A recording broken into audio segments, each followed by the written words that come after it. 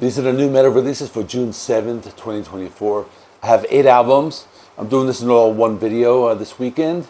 I have a lot of different styles like death metal, progressive metal, hardcore, US power metal.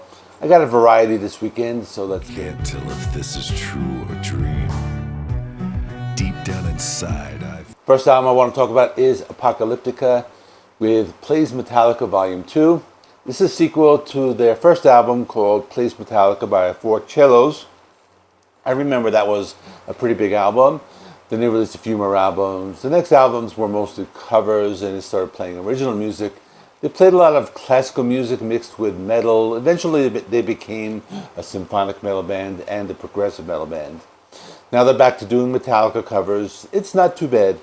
They released a single of one, and this one has James Hetfield on vocals. I didn't like this one because it has James Hetfield speaking the lines. It reminded me of one of those Roger Waters songs from Dark Side of the Moon Redux.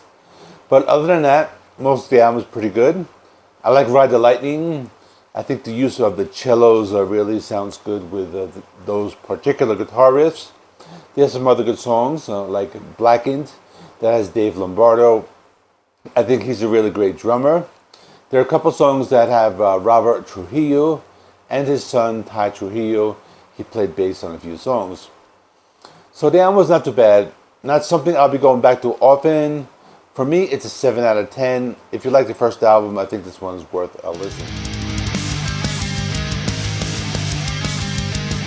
Next album I have is Towards Idiocracy by the band Holycide.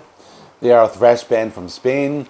They can be considered part of that new wave of thrash metal bands that began in 2004. They are on the Extreme music label. This is their third full-length album. To me, they sound like some of those extreme thrash bands of the late 80s. I think a good comparison would be Sodom. I think most of the vocals were reminiscent of Sodom. But other bands I could compare them to would be either Creator or Violence. A lot of songs are about current events. For example, the song AI Supremacy is about how there's so much AI in the world and it's making the machines smarter and the humans getting dumber. This is because they're relying on AI to do everything.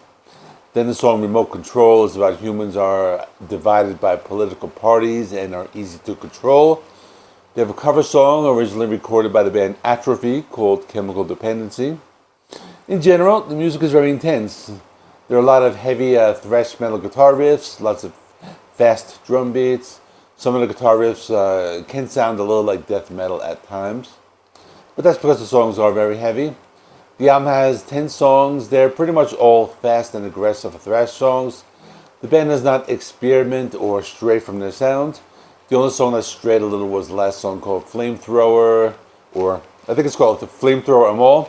That one slowed down a little bit and had some groove metal in the sound. But otherwise, pure thrash metal, very good. For me, an 8 out of 10. If you like old school thrash, check this band out. Next, I have a band called Holy Mother. The name of the album is Rise. They are a heavy power metal band from Long Island, New York. They've been around for a while now. They formed in 1994 and they've played off and on over the years. They're signed to the Massacre Records label. To me, they sound like some traditional heavy metal, although I've seen them labeled as a US power metal. I think bands like Virgin Steel, like that type of band. But it's their 7th full-length album. The vocalist and rhythm guitarist is named Mike Torelli. He's played in a few different bands. I'm also not sure if they're a Christian band. Some of the lyrics have those types of themes. There are some good songs here. I like the second track called The Elevator. This one has some cool heavy metal style guitar riffs and a big chorus. The vocals are very big and powerful, something along the lines of Ronnie James Dio. There's another song I like called Power. This one was one of the heavier songs in the album. You can hear some harsher vocals in that track, and I like that one a lot. Then the song Rise, and this has some uplifting lyrics about living life to the fullest. This one has some cool bass guitar playing. Then there was a song called Hex that has this cool distorted bass guitar sound. This reminded me of some of that Tony Martin Black Sabbath, maybe something from the Headless Cross album. It was a dark and heavy song, but at the same time it had an arena rock sound. So the album was not too bad. The songs were catchy. My score is a 7.5 out of 10. Let me know if you ever heard of this band before.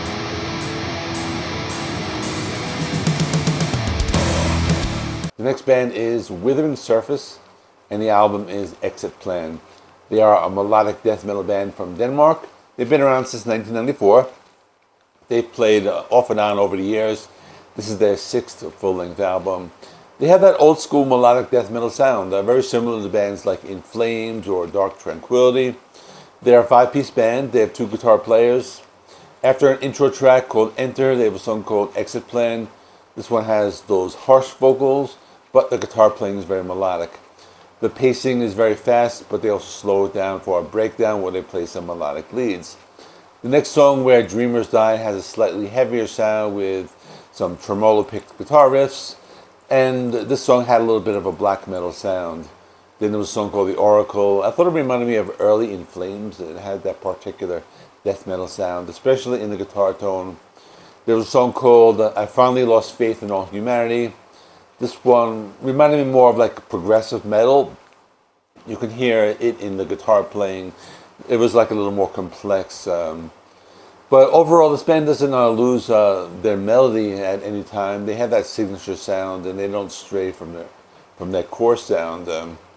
There was another song I like called Denial, Denial, Denial. I thought it had more of a modern sound, like some of those later, like In Flames or Dark Tranquillity albums. So I thought it was not too bad because that last song stood out amongst the others. But overall, it's a pretty good album, pretty straightforward, melodic death metal. I think if you like the genre, you can get into this. My score is 7.5 out of 10. I thought the songs were well done. They had some cool guitar riffs.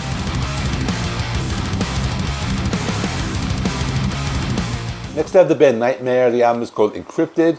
They are a heavy and power metal band from France. They've been around for a long time. They started out in 1979. They took a 10-year break in the late 80s, and they've been active since 1999. This is their 12th album.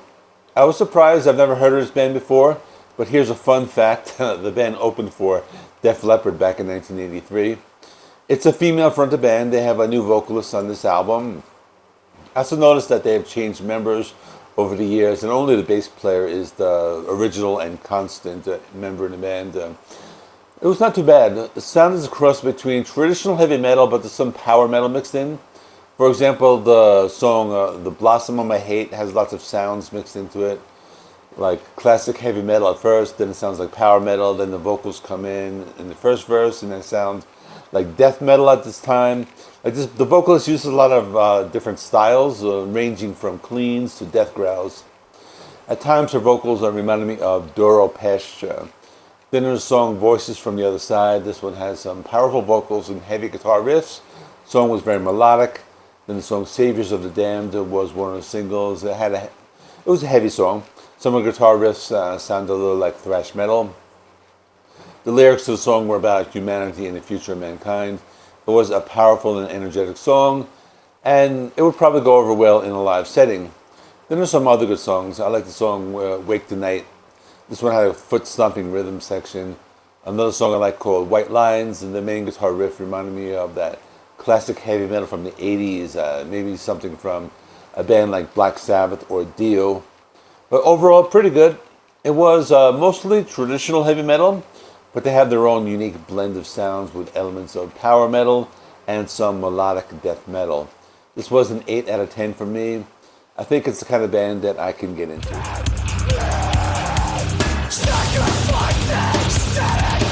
Next I have the band Candy with It's Inside You. This is an American hardcore band, and this is their third album. It's a short album, it's only 30 minutes long, but it's as long as it needs to be. It's the type of music that mixes a lot of styles into their music. There's some electronic music, some brutal hardcore breakdowns, there's some new metal on the album. There were a few songs that had guest stars in them. The band reminds me a little of Code Orange. Songs are short, almost all of them are under 3.5 minutes. There's a song Short Circuit that has some varying tempo changes. Then the song You Will Never Get Me, that has a thick bass guitar sound, some brutal hardcore style guitar riffs. I thought it was a good song, and it had an almost industrial beat. Even though the songs are short, they have various tempo changes and different styles mixed in, but everything is heavy and brutal. Then there was a song called It's Inside You, and this one incorporated a lot of different sounds and effects, and it was pretty unique. There was a part of the song that reminded me of Ministry in the second half. Then there was a song Love Like Snow. This one had a thick, distorted bass guitar sound. It was like some electronic hardcore, but they also mixed in some softer melodies into the mix. It was a very different type of sound. There were a lot of electronics mixed into the sound. There was another song called Dehumanize Me. It had some heavy pummeling guitar riffs with some electronic sounds in the background. This one had an awesome breakdown. Faith 91 has some slow and heavy riffs that sounded more like traditional metal. That was another awesome song. The song Terror Management is just pure heaviness. Dreams Less Sweet is more of a traditional hardcore sound and had some awesome breakdowns. Silent Collapse sounded more like some punk rock, and it was an awesome song, even if it was one of the shorter ones. The last two songs were very different. They had a very heavy electronic sound. Then the song Dancing to the Infinite Beat, I think it's called electronic core, though I get mixed up with all these like subgenres that end with the suffix core. But then there's one more song called Hypercore, and in that same style, a very like heavy electronic beat. It was a good album, probably my favorite of the week. My score's a 9 out of 10. It's just very intense, but they're able to mix a lot of different sounds into all the songs. It's 30 minutes, but just everything is just good. That's why I like this one. Next band is Umbra, Vitae, with Light of Death. I had never heard of this band before. I saw a lot of other channels talking about this. They are a death metal supergroup that formed in 2020. The band features vocalist Jacob Bannon from Converge, guitarist Mike McKenzie from the Red Chord, and Sean Martin from Hatebreed, and bassist Greg Weeks from the Red Chord, and drummer John Rice from Job for a Cowboy. I thought it was kind of an experimental album. There are 15 songs. The album is 45 minutes long. Songs range from 1 minute to 5 minutes in length. It didn't sound like straightforward death metal to me. The opening track sounded a little like hardcore to me, but with some death metal styled guitar riffs. They also incorporated different sounds in the background that gives the album a fuller sound.